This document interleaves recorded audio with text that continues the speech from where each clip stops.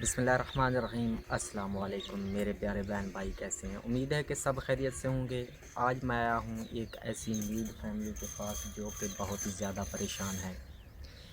یہ بہن جی اور ان کے چھوٹے چھوٹے بچے ہیں، ان کا کرنے کمانے والا کوئی نہیں ہے۔ اس سے پوچھتے ہیں کہ ان کی کیا پریشانی ہے۔ باجی تھوڑا وقت کی میں گزردا پہ بھائی اسا غریب بندے ہیں جی کھان پیون ہے کچھ ہے جی تھال دائیے بندہ میرا کام کرنے منڈی پلداری جی نہ سارے مکان ہے نہ نلکا ہے اتنا لا کے کوئی نہیں دینا راشن پانی ہے کہ ایسا تنگ ہے راشن پانی بھائی مکان سارے یہ ایک ہی مکان ہے بارش آدھے سب پریشان تھی نے مکان ڈٹھا کھڑے میرا پار سنگ تو مکان کھینڈے مہربان کر شانتی بچوں باہر کڈنی بارش بچوں باہر گھنٹے مطلب مکان ڈھائی پو بچوں کے